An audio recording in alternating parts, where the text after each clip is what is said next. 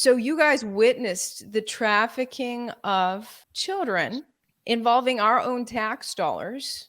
And Project Veritas followed up on this for 9 months. Scores of addresses the whistleblower shared from case files she worked on. What we found was shocking.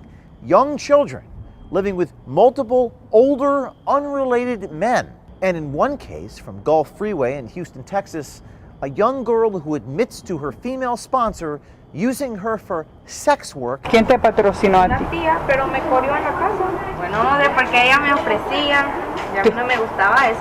¿Te ofrecía qué? Me ofrecía con los hombres, pues. Pero ella, ¿cuántos hombres ella te obligó a estar con cuántos hombres?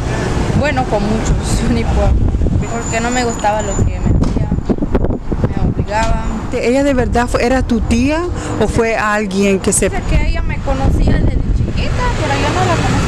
We all believed that the Unaccompanied Children program was a family reunification program. I believed that I was going to be sending children to be with their families. Realizing that they were going to traffickers, I was just totally stunned. And I didn't think at that point I could hear anything worse until Aaron's whistleblowing. When I saw that transnational criminal organizations were applying for and sponsoring these children, I really couldn't believe it. ¿Y dónde está tu mami? No está en Guatemala. ¿Y dónde está tu mami? Anda en Guatemala. ¿Y está sola en el apartamento? No. ¿Con quién? ¿Con su papi? No, están unos muchachos. Te obligaba a estar con los hombres. Sí. ¿Ella lo hacía en su casa o ellos te llevaban a otro lugar? No, en su casa. Porque no me gustaba lo que me hacía, me obligaba. Number two, to find out it's done in an organized way. It's, people don't want this to get out. HHS does not want this being talked about. This is not just an accident of government kind of stumbling through the problem. They built this entire thing the whole step of the way. You're saying that our federal government wants children to be slaves of the American people? I'll say that clearly, yes. The latest revelations on the horrifying locations where unaccompanied minors end up and our federal government's direct involvement in that trafficking with the help of your tax dollars. Before the full interview with the DHS and HHS whistleblowers, a word from the sponsor of my coverage, Low Carb Protein Shakes. This amazing low carb is a unique, clean, and delicious high protein solution. Each scoop has 20 filling grams of protein, pasture-raised, premium clean protein per serving, comprising 4 premium time-release proteins to fuel your body and keep you feeling full longer. Plus, each scoop has only 4 net grams of carbs, accelerate fat loss, reduce unhealthy cravings, help build calorie-burning lean muscle, and more with this quality protein blend. My favorite part is the premium taste. Think about a smooth, cool, creamy shake from an ice cream shop. That is the same experience that you're going to get with this product. Curb nasty cravings with low-carb shakes before their 51% off sale ends by going to the link down below, lowercarbswithivory.com. Plus, if you order now, you'll receive several free bonuses, including free VIP health coaching and 2 free recipe ebooks. Lowercarbswithivory.com. Hit that more button if you're on your phone. You'll see that link. You won't regret it, guys. All right, we have heard in the news about the countless unaccompanied minor migrant children coming into the U.S.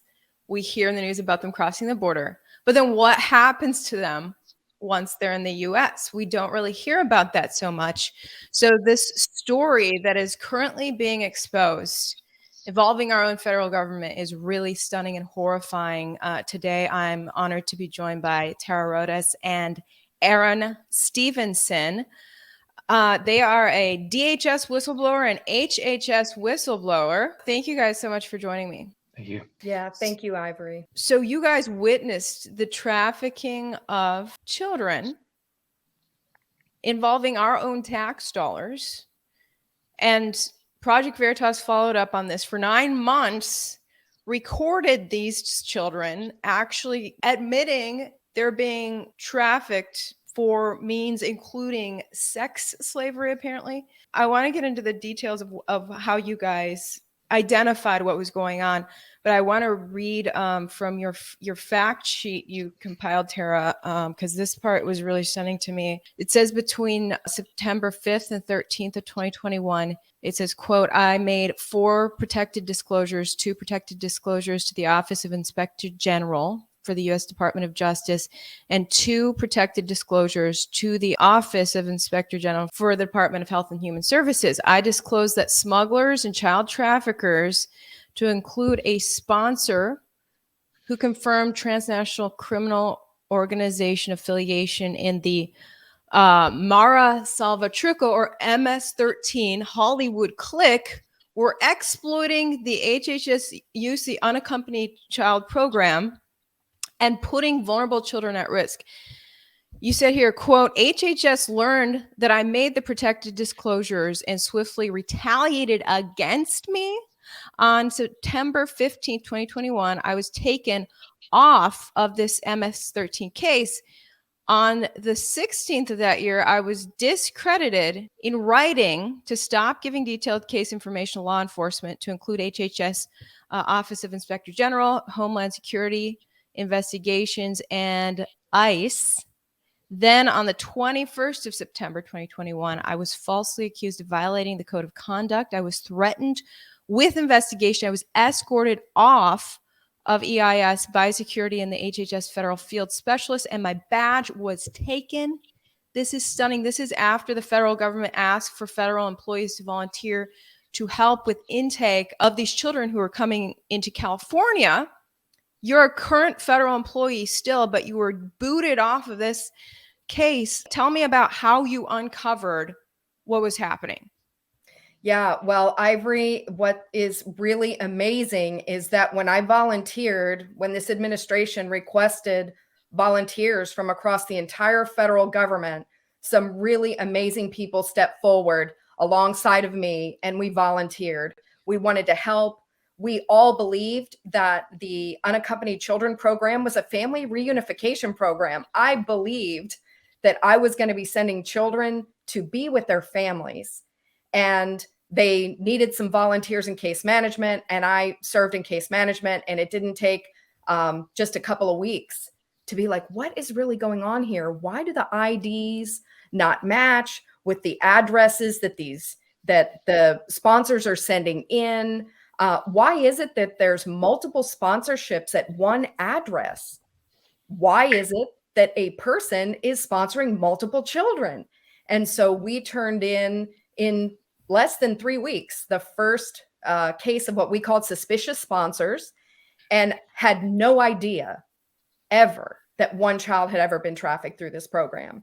And someone then, after we'd found like the 3rd case of these weird, what we were calling red flags, sent us the congressional hearing back from 2016. And I learned that they knew that children were being trafficked through the program. And it was like the floor dropped out from under me. I couldn't believe that they would know. And then allow, just processing these kids, move these kids 10 to 14 days, and realizing that they were going to traffickers. I was just totally stunned. And I didn't think at that point I could hear anything worse until someone sent me Aaron's whistleblowing at Project Veritas. And when I saw his video and saw that transnational criminal organizations were applying for and sponsoring these children, I really couldn't believe it. And so we started looking, and in less than 2 weeks, we found the first case. And yeah, they definitely did not want that to get out. And I was swiftly retaliated against. Yeah. Mm-hmm. Wow. Things, yeah. People don't want to hear about child trafficking, number one. And then number two, to find out it's done in an organized way. It's, people don't want this to get out. HHS does not want this being talked about. So I have to give great kudos to my good friend Aaron for coming forward. Okay, Aaron, you were just mentioning how you and Tara kind of connected the dots on both of your stories were part of this puzzle piece to understand how this happened. So take me through how you guys connected that. Well, so I didn't know Tara, obviously, until I saw her video on Project Veritas. And they hyped it up like a day or two prior, and I was looking forward to it because I was like, oh wow, this should be a good one. This should be kind of cool. And when she comes out and it says talk about child trafficking, I called the journalist I was working with and I was like, please tell me this was in relation to what we did like a year ago. Like this, I wanted to obviously tell the American people, but I also wanted to throw a flag up for somebody out there who was there to be able to go like, oh, what's actually happening over here? And then he said, like, yeah, it was, and like she wants to talk. So we met in Arizona at that Project Veritas. It was at the Turning Point convention, and it was it's like meeting family almost with Tara. She's a great person. But so we met up, we talked for hours, and I asked her like, tell me everything, please. Like, give me the entire story. I want to know the details, how it all works, like what are your thoughts on it, what do you think happens next, like everything. And then we just kind of went back and forth, just having a long conversation, and that was like throughout the entire weekend. And so when we left, I was just kind of like, during the travel, I was thinking about like, what more could this really be? So I just started looking into the program itself that HHS has built up over time, the laws, the policies, the field guidances, everything. And we just came to realize like, wow, this is actually built. It's definitely built in a fashion, but it's like you can see like every move along the way, as long as when it happens. The intent of this is like, it's I mean, how do you say, I don't know, nefarious? It's definitely evil. There's a lot of weirdness to it, where this is not just an accident of government kind of stumbling through the problem. They built this entire thing the whole step of the way. You're saying that our federal government wants children to be slaves of the American people? I'll say that clearly, yes. So I blew the whistle on, again, because I saw this happening by transnational criminal organization encounters, like so aliens who were on the talk watch list. I would see them a notification come through that their fingerprints, were for unaccompanied children, and that's how I first saw it. So I didn't understand the size and scope of these things. I'm only looking at it through a lens of looking at bad guys. Well, there's a lot more kids than bad guys. So when I talked to Tara, and then I also got in touch with other case managers, and we've been talking about these things. Yeah, definitely, because you can look in the news still, and you will see that there's constant trafficking rings getting busted up. The labor trafficking is probably about 4 times bigger than sex trafficking. Not that either one is any worse off than the other, but there's definitely a lot of industry that requires, not only cheap labor, but slave labor to be able to operate, to keep costs low. Like you can get into this by a lot of different ways. Tara, if you want to expand on that, I'd love to hear it too. But hold up before it goes to Tara. You made a really bold statement saying that our federal government wants foreign children to be the slaves of American people. So I mean, let me clarify this. It did explain it pretty easy. So the Southwest border is where this all occurs at. Okay. All the kids come across via the Southwest border. They're all coming from either Mexico or Central American countries. So that border is wide open for people. Like you can walk through no problem. Border Patrol goes out and they find you. They have things called like, the agents there know, because I've talked to them as well. They will just give up and like, call on the Border Patrol. We're close enough. They'll come save us. And then we'll go to CBP. We're there for a few days. Then we go to, they understand the game. But try to do the same thing with like manufactured goods. Try to get cheaper pharmaceuticals in the country or, fruits and vegetables. You're not going to. That is a very, very controlled process. So you're not able to have, basically things enter the country where one of them is people and it's just free flow and go. And the other one is, just every step of the way it's controlled. And if you look at a different way to bring children in the country called international adoptions, that program to do that takes years and thousands of dollars for an individual to be able to adopt a child. You go through, tons of background checks that are properly done by licensed organizations. You have multiple government bodies looking into it. And that's not just the United States. You also have central authorities in other countries involved as well to make sure that you're legitimized. There's a lot of things that go on with that. And that's why those numbers have been just bottoming off for a long time now. But these unaccompanied children, it's the opposite. It's skyrocketed. It's increased 846% in the past 10 years. 128,000 kids just last year came through this program. There's a recruitment going on in these countries. Again, Tara can really get into this, but definitely there's a necessity to bring them in. And you hate to think about it because, you know, these are children and it's evil, but there's no other way to look at it besides what the facts portray themselves as. Yeah. Okay, so Tara, do you think that this is there? I mean, what's motivating our federal government to pawn these children off to strangers who want to use them as slaves for either labor or sex? Is there a financial incentive or what's going on? Well, I think there are some good people who are well-meaning, who believe that this is a family reunification program, just like I did, right? Just like Aaron did. And I know there are some people out there who believe that. The challenge is they're not looking at the big picture, or as Aaron said, watching the news. So in the last week, you may have seen that more than 100 migrant children were found by the Department of Labor working graveyard shifts in slaughterhouses across the country. Okay, this isn't the first bust like this that has happened.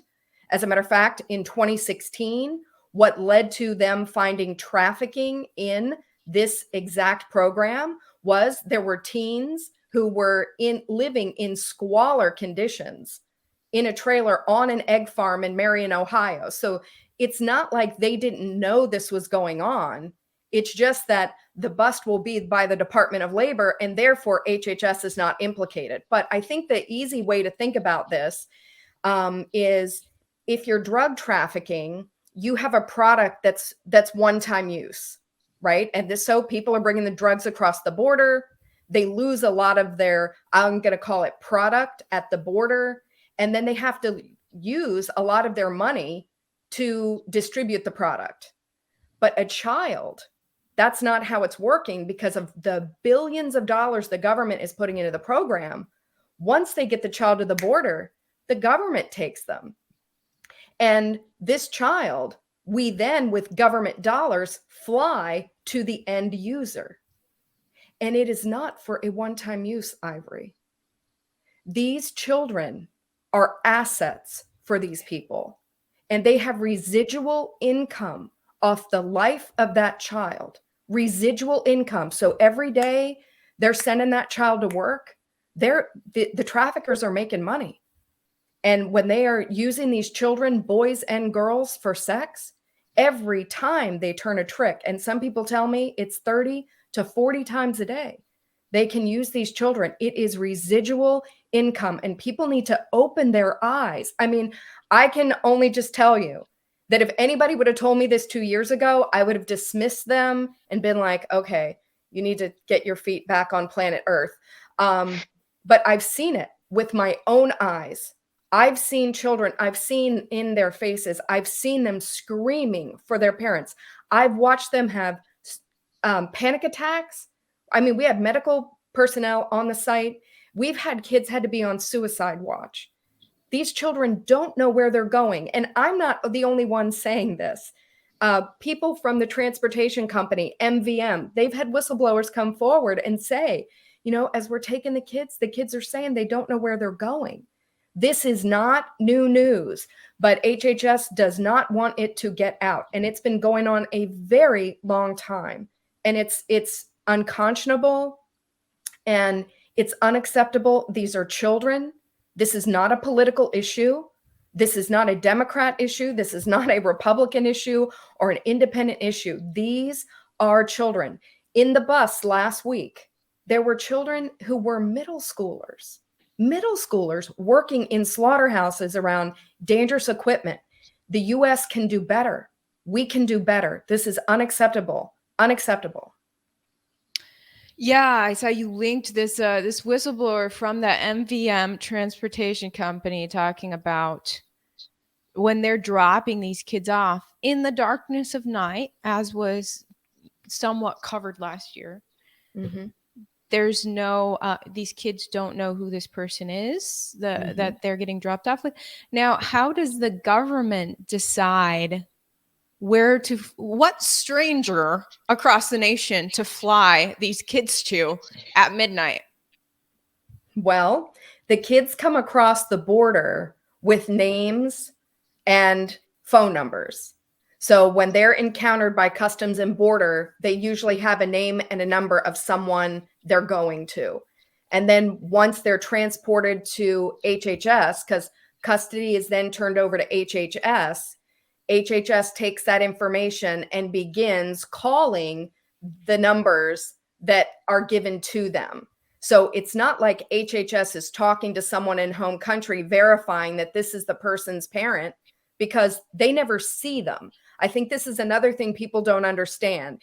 Aaron brought up a really good point about international adoption. There are tons of checks and balances in place, and it takes a long time. But the federal government is transporting a child to a person they have never seen, using documents that have been sent to them, like photographs of documents by WhatsApp. They're sending them documents. Wait, who's sending who documents? So sponsors will be sending the case manager who's responsible for looking into who this supposed sponsor is.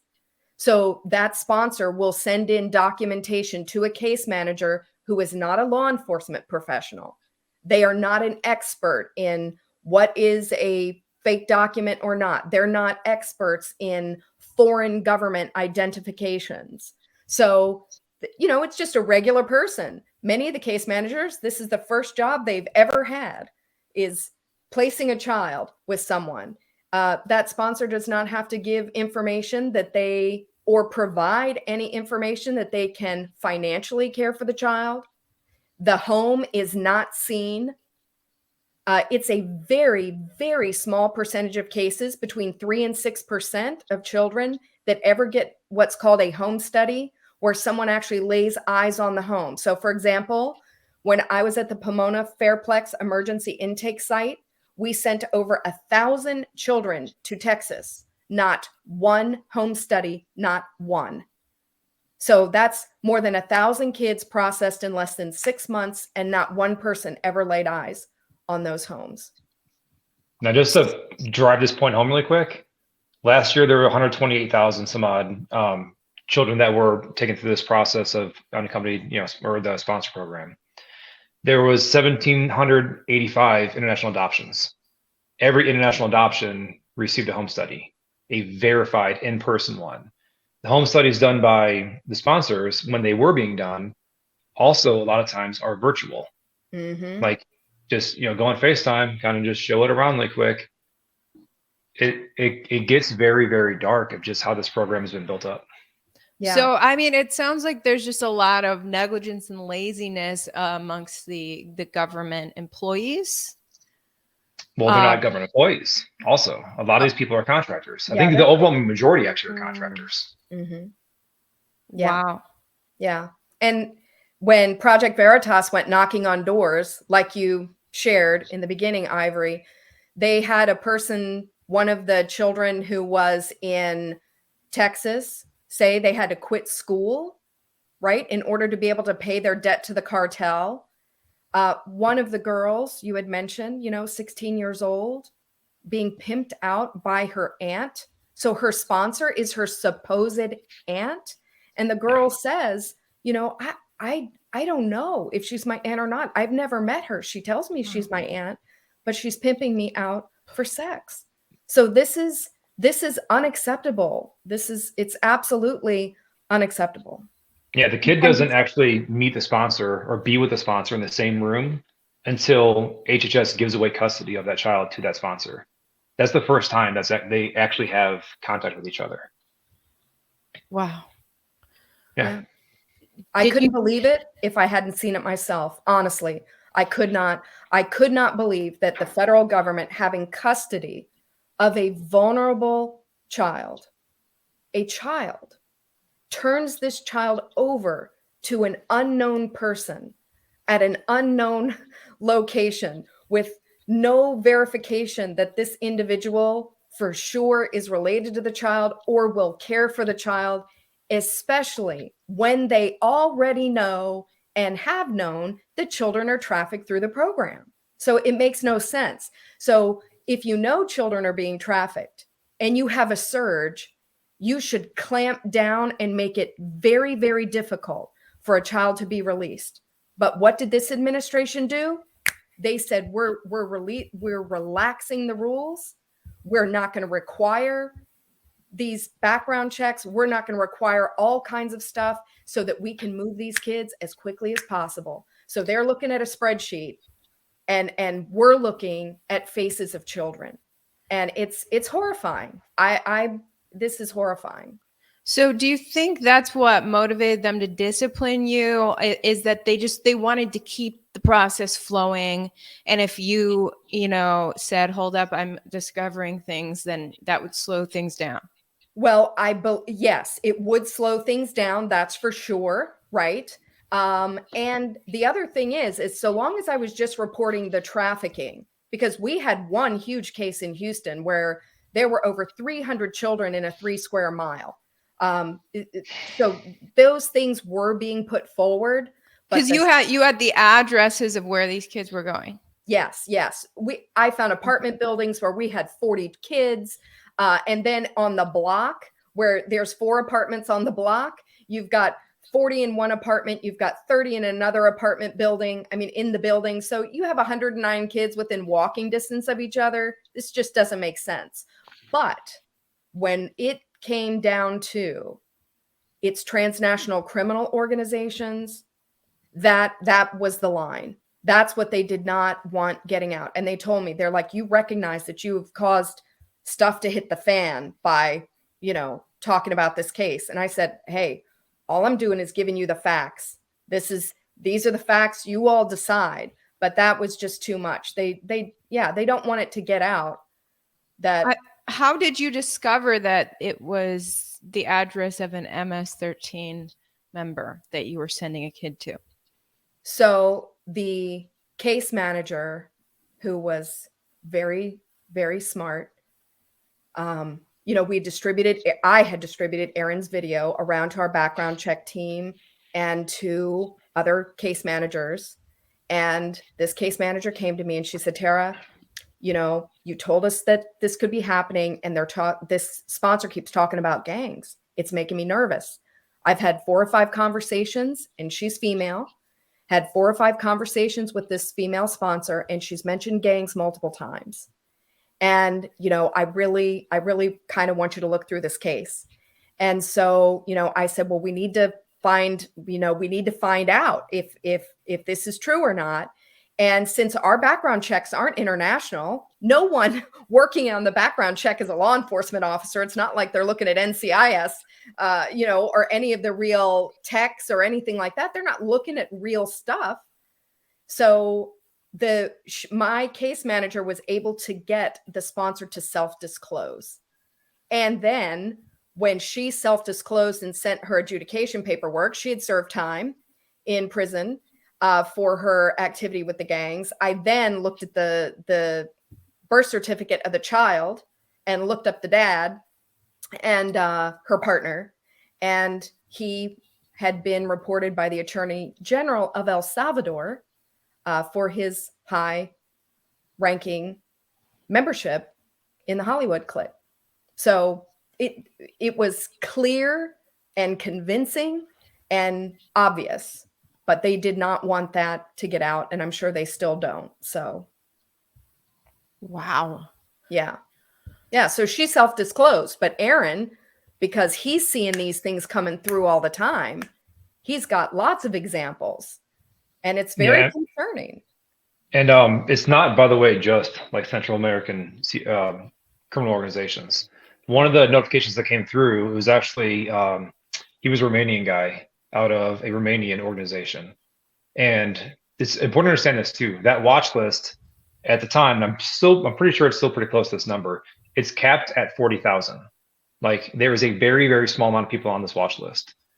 And at that time also, if you were an alien who, is on that watch list, and then you're going to get deported and you make a claim for like asylum and defensive asylum, and I need to get, And you're talking about our federal government's terrorist watch list? No, this is not the terrorist watch list. The terrorist watch list has no cap. That thing is like over 1 million identities. The transnational organized crime watch list, or the TOC watch list, that thing had a cap at 40,000. And if you're a criminal alien and you're getting deported and you make your claim for defensive asylum, you were taken off that watch list even before you were granted the asylum. So just by saying like, whoa, whoa, don't deport me. You know, if you send me back home, I'll be in a lot of danger and yeah, I could be harmed. They would take you off this watch list. So the actual amount of transnational criminal, aliens that were sponsoring kids is completely unknown. It is underreported. No one's going to know about that by the way that they were handling this watch list. I came across, I think it was 8 by the time the story came out, and it was 12 by the time I went public on a different thing. So this is a lot in a very, very short time frame. And the concerning part as well is I checked every record we've ever had, because this talk program has been going on since the Obama administration. It's not a brand new thing at all. There were no attempts to sponsor a child before this. It didn't start until February 2021. And that's when I started seeing all these things happen. And again, it's not just MS-13. What Yeah. didn't start until February 2021? Transnational criminal organizations sponsoring children. That there's no evidence of that ever happening until February 2021. I had every single encounter of every single talk alien, and there was none. So are they grabbing these kids in their home country and taking them, or are parents willingly sending their child off thinking their kid is going to a better life, or what's happening? All right, so a bit of both. But as far as what you said in that latter part with are the parents willing to? There may be a willing attempt, but it's under false pretenses. And that's the part of trafficking, because it takes, coercion, recruitment. It takes a lot of things to be trafficked, right? Mm-hmm. So, organizations will go down there and tell these, a very, very poor family, like, hey, that kid you got is that 14-year-old, he's a stud. He's a great worker. He's making pennies down here, on the day. He comes to work for us in the States, he might make $6 an hour though. Mm-hmm. And that's a lot more money that he could send back to you guys. Mm-hmm. So how about you let us take him up there, and, once he pays off his debt for that, then he can start sending you guys money. And they get talked into this thing of like, okay, this can happen. And it gets worse too, because then a lot of these occasions, in these cases, they'll take the deed of that family's land and say, we're going to hold this as collateral though, just to make sure that this all works out. Make sure that, once that debt's paid, then of course you can get your land back. And they never do. Mm-hmm. But yeah, then they send the kid up. They take all his immigration paperwork once he gets through. So now the kid can't go anywhere with anything, and he is a straight up slave. Yep. So. Yeah. And to Aaron's point, we have absolute evidence. 4 of the children who came through through the program while I was there at the Pomona intake site, we had a guy who is Guatemalan living in Austin, Texas. This guy from Guatemala owns a coffee farm in Guatemala. His wife is on the coffee farm back home in Guatemala. She is overseeing children who work on that coffee farm. Those children said, all of them separately in separate interviews. So they couldn't be contaminated. Their interviews couldn't be contaminated. They were all interviewed separately. All 4 of the children said they were making $2.50 a day on the coffee farm in Guatemala. And then were promised when they came to the United States, they would make $6 an hour working for the sponsor in Texas. These kids believed they were going to be Bill Gates rich. They really did. They had no idea that they were going to be slaves of the sponsor. They didn't know. Now, fortunately, by this time, when we had seen this case in Austin, we were aware of all of the flags. We turned it in properly to Office of Trafficking in Persons. They put all these children in long-term care, and hopefully these children will be able to, live a normal life and not live as slaves. Yeah. Wow. So they cared. Okay. So the government cared about those kids, but then you got disciplined for trying to protect other kids. Yeah, well, once it got to transnational criminal organizations are sponsoring the kids, that was the line. I mean, that was the line. They did not want that to get out. They just, they don't want Aaron's information to come to light. They don't want to have to look at, hey, we had 7 people who were fingerprinted at this particular place. They all happen to have popped up on the talk, and nobody's doing anything about it. We're just releasing the kids, and we know they're criminals. I mean, we know they're criminals. So this was another shocking thing I learned.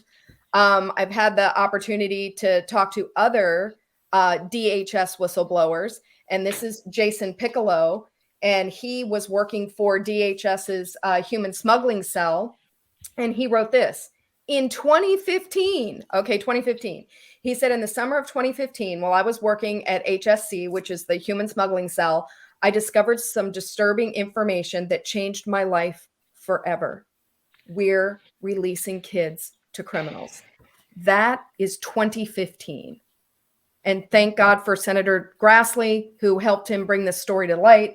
But it's shocking. HHS knows, the government knows, and they are not doing what needs to be done to stop it. Wow. And it's really hard to get answers. The media doesn't seem to pursue answers. In fact, when I was in with the corporate news, that was the case. When we found out, working in Houston, where I still live now, but I was based in Houston for Fox, and became aware that there were 2 Catholic Charities shelters that kids were being brought to after crossing the border, but nobody knew where these shelters were. They were somewhere in Houston. They were secret. Office of Refugee Resettlement was hiding the location of these shelters, and then once the kids left the shelters, it's who knows where the kids go from there. But we can't check. Nobody can check on the condition of these shelters, what's happening to the kids there. And, and I tried to get to the bottom of it, checking with Catholic Charities and the government, and came back to my boss and said, this is really fishy. And my boss said, Ivory, drop it. They're keeping it secret to protect the kids. I said, if there's no transparency, these kids aren't safe. But that's our media, and media bosses across the country seem to feel the same. Just trust what the government and these NGOs are doing. And then, you go down to the border. I went down to the border. I watch DHS, Border Patrol, traffic people in and then put them on planes. And I'm asking, where, how are you determining why this person should actually be brought in, and where are you flying them? And they're like, oh, that's just something we can't disclose. Total secrecy. Yeah. About what's going on. And I feel like I was one of the very few media members who actually even asked, because there's so much just trust the process. Yeah, well, look at the news of how many children are showing up in slave labor and in sex trafficking schemes. And then we have to say, now, wait a minute, what's going on with this? How is this, how is this possible? How is it possible that 100 children are working in slaughterhouses around dangerous, they crush bones and saw bones and do all these things? How are all of these kids working in slave labor? And yet, oh, nope, nothing to see here, friends. Right. And then, so can I ask a question real quick? Yeah. So Tara, so those 100 kids that, thankfully got rescued, what happens to them now? Well, Aaron, that's a great question. And it has a sad answer, actually. Every one of those children who is an unaccompanied child will go back into the care of HHS so they are taken back into the program, and then HHS will attempt to find another sponsor for them. Wow. Yeah. Another stream. That's why I say they want this thing to happen. This thing has been completely constructed. And there's a lot more steps in this process. There's a lot more fine details. There's field guidance, which supersedes policy guidance, which kind of skirts around other law. The whole thing is intentfully constructed. It's meant to exist. So, have you guys, uncovered any new developments? Well, I saw a video from you, Tara, talking about there's now some action being taken, hopefully to resolve this. What's the latest? Well, Texas has some human trafficking folks who are on this. Florida is seriously going after this, and I've had the opportunity to talk to some prosecutors there. The Attorney General Ashley Moody and Governor DeSantis, they do not want transnational criminal organizations operating in their state, nor do they want children being trafficked in their state. But they're not even on the southwest border, the main location of the problem. Right. But because you heard about the kids being flown all around the country in the middle of the night, right? The kids are everywhere. And I think that's what people don't know. Hundreds of thousands of children have come into the care of the federal government, and the government has distributed hundreds of thousands of children around the country. I mean, when I read through the article, those 100 children were found in multiple states, to include Minnesota, Nebraska, Kansas. Aaron and I both had the privilege to speak to someone, a representative in Utah. They're very concerned about it now as well. So it's all over the country. And the solution is simple. The solution is simple. The legislators simply need the information that HHS already has, which is, who are the sponsors? Just tell us who the sponsors are, what their addresses are, because they have them. They have all of their information, their photo IDs, and what children went to them. All we have to say is, hey, are the children safe? But they're not willing to go there. Children are missing. Well, how can children be missing when you can simply go knock on the door of where the child is supposed to be?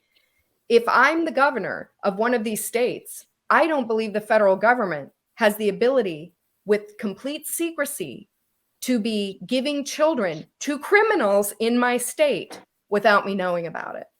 And this is done with total lack of transparency, which is why the program is a mess. HHS has lost control of the unaccompanied children program. They just need to admit it. They need to come forward. They need to come clean. They need to let law enforcement look at the data. There are professionals like Aaron and others who can, in 5 minutes, say, yep, we need to go knock on these doors now. These are children, small children. We need to do better. Wow. And hopefully somehow this information can get back to the parents of these kids in their home countries, so that the actual parents can just protect their kids to begin with. Yes. And not send them away. Yes. Yeah. This is heartbreaking. And I really appreciate you guys coming forward about this. Thank you. Yeah. Thank you. Seriously, Ivory, for shining a light on what is, sadly, it is government sponsored, taxpayer funded child trafficking. That's what we're looking at. So we really appreciate you so much. Well, thanks so much for what you guys are doing. Keep me updated on this case, and hopefully we can shed more light on this in the future and protect some kids. All the best to both of you guys. Thank you.